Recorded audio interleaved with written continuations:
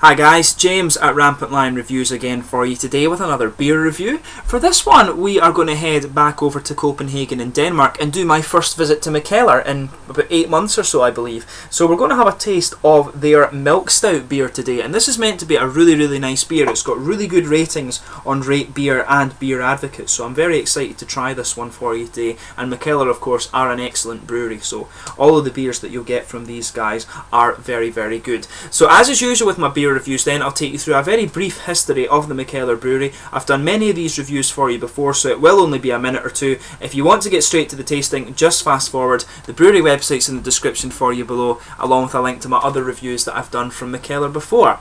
So of course, Mikkeller are the famous Danish gypsy brewery, and it was founded by Christian Keller and Mikkel Bjergso, although it is now run exclusively by Bjergso, who actually used to be a teacher. And he said that on his way home from school after teaching for a long day, he would go and sit and have a beer on his way home, and he would try a few different American beers and things like that, and that's what really inspired him to brew his own beer. So again, this brewery is really inspired by the sort of American craft brewing renaissance, and it really started out as Christian and Mikkel's home brewing experiments, and it grew from there. They took their one of their beers to a beer tasting, and it actually won the blind test, and that was when they decided to turn professional. But since it's a gypsy brewery, they actually don't have their own brewery, but they rather brew at a variety of host institutions in USA, Norway, Scotland, and most prominently in Belgium. Most of their beer is brewed at the De Proef Brouwerij in Locriste Heifte in Belgium, but their home base as such is Mikkeller Bar in Copenhagen, and they also have a collaboration bar with Toul, whose founders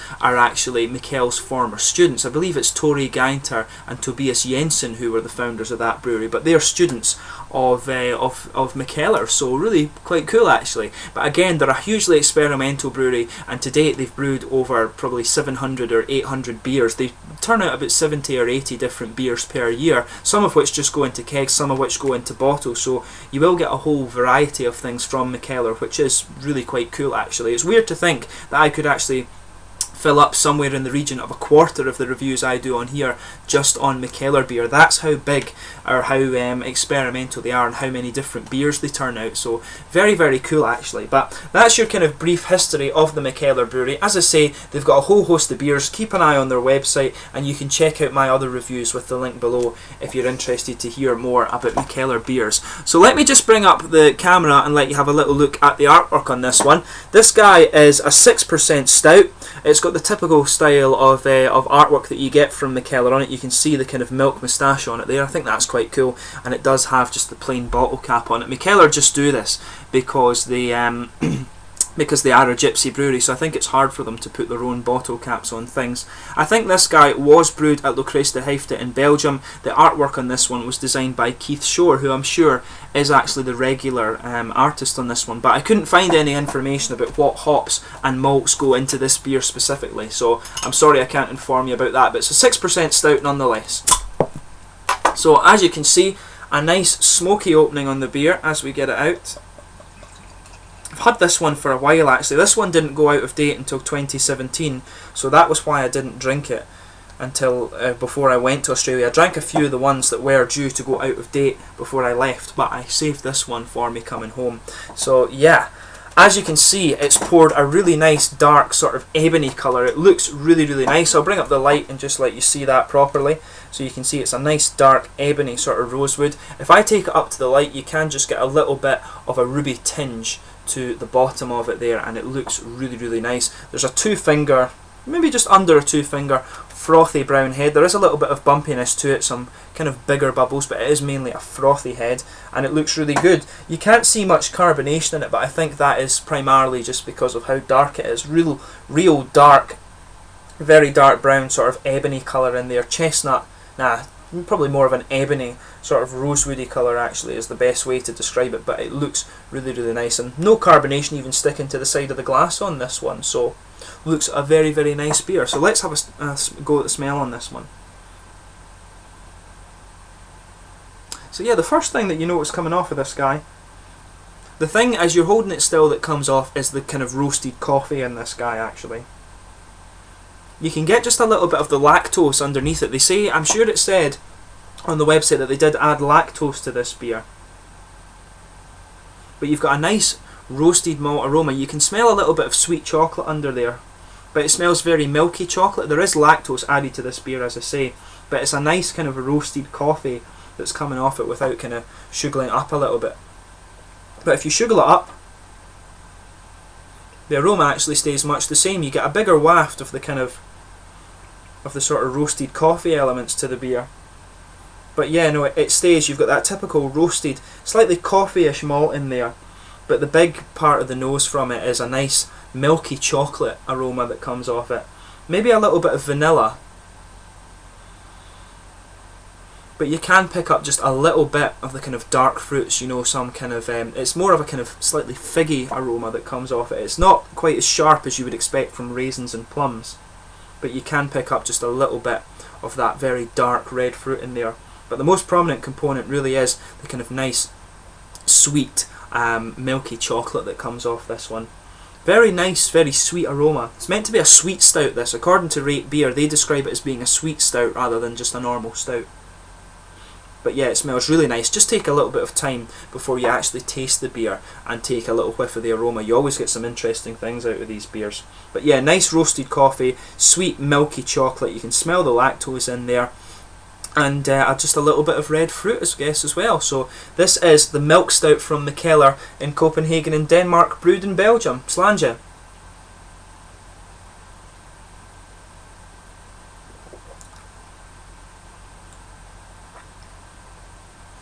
Now that is really nice. I can see why it has such high ratings actually. It's very sweet, so it takes your mouth a little while just to adjust to it, but it is really nice. First impression of it is that it gives a really nice dark coffee flavour, and it just lingers that on the tongue, but the liquid itself is actually very sweet.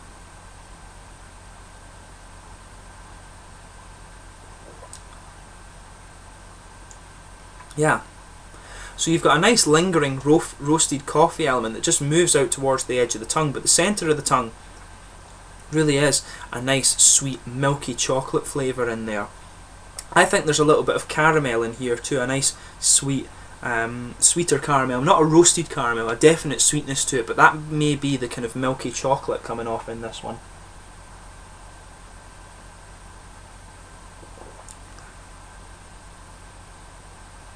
Yeah, there's a definite hint of caramel in there, but it's a very sweet, milky chocolate that's coming out there. There is a little bit of caramel just down the middle of the tongue, I think.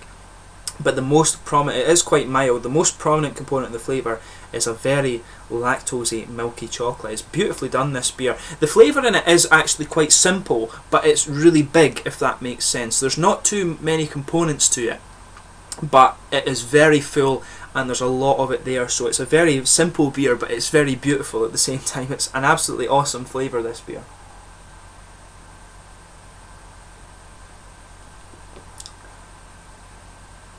I want to say there's a little bit of vanilla in there as well, actually.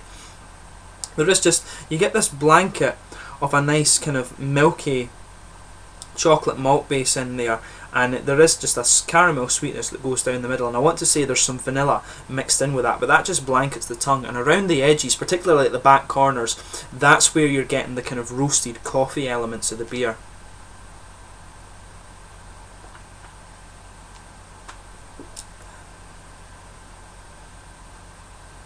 Yeah, not much in the way of hoppy character from this one actually. It's a the hop element is very mild. As I say, the edges of the tongue where you would normally find the hop flavours, it really is quite a dark roasted coffee element, particularly in the very back corners around here. That's where you're getting a nice dark roasted coffee flavour to this one.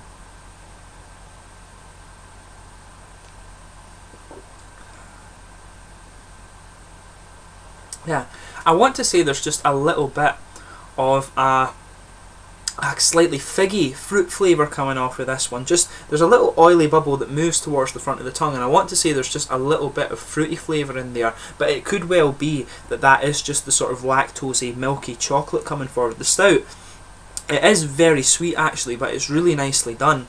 I do want to say there is just a little bit of figs in there. There's nothing like a sort of sharper fruit that you would get from some of these dark fruits, you know, like plums and raisins. It's definitely not that. If there is any fruit in this beer, it is a very figgy one. It's a kind of very mild, slightly juicy-ish fruit, but as I say, it could well be that that's more the kind of milky flavours that's coming towards the front of the tongue. It's quite hard to decipher it because the flavour on this beer, the milky chocolate flavour in it, is really quite big, but it's a beautiful flavoured beer, very simple but beautifully done. And you know, one of the best things, you don't have to think too much about the flavours in this beer. It is just absolutely beautifully done. Very, very sweet stout, one of the sweetest I've come across actually.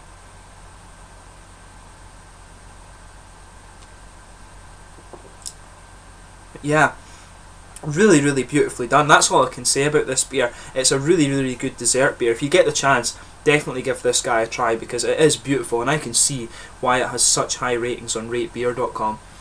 Still not really getting much around the very front edges of the tongue there. Very little in the way of hop character, but there probably will be some sort of English hop or something. Maybe like Bramling's Cross or a little bit of Fugels or something like that. Maybe the Fugels is what I'm picking up around the edge of the tongue with a little bit. You do get a little bit, just a little hint of kind of earthiness and some very roasted character, so perhaps there is some Fugels hop in there, but I'm really not certain about that. It didn't say what they used in it, and that's one thing I wish Mikkeller would do actually on their website, is have a beer archive where they have all the old beers and say what they used in them. That would be really cool. But anyway, in terms of the mouthfeel, this guy is definitely quite full-bodied. It does feel a little bit heavier, but it is very, very drinkable actually. The carbonation is quite soft, but it does help bring out the kind of earthy and slightly ashy characters. But it's very smooth, and it's slightly oily as well, and that helps really spread that nice sweet milk chocolate malt base in there. And it could be described as being slightly creamy as well. And as I say, it does have a little bit of hoppy bitterness around the edge of the tongue. That brings out a slightly earthy flavour, but quite a sort of smoky, ashy, and slightly coffee flavour too. But the coffee kind of blends very well on the malts as you move towards the edge of the tongue, and that's where I think you're getting a bit more of a kind of ashy, smoky flavour in there too. But the flavours blend together very well, and overall it's an absolutely beautiful stout. It's very simple, it's not the most complex stout you're going to come over, but it is one of the most flavourful, you will, if that makes sense. So not too much to think about in terms of the palate, but you know that it tastes really, really good, and it's probably one of the best stouts I've reviewed on the channel so far actually. Probably this and Riptide from Brewdog are the two best stouts that I've reviewed on the channel so far. There have been some really good porters, but this one describes itself explicitly as a stout, as does Riptide, so I think I'll stick with that. This and Riptide are probably the two best stouts I've reviewed on the channel, so definitely give either one of those two a go if you do like sweet stouts. But anyway, I hope you've enjoyed this beer review. It's been really cool to revisit Mikkeller, and this is an absolutely beautiful beer, so believe Rate Beer and Beer Advocate when it tells you that, and definitely give it a try for yourself. But I thank you for watching my beer reviews. Let me know in the comments section your own thoughts on this beer if you have tried it yourself. Always interesting to read them, and I will be back soon with more Mikkeller reviews. But in the meantime, please like, subscribe, share, all the usual YouTube stuff, and I will catch you soon with my next beer review. Slàinte.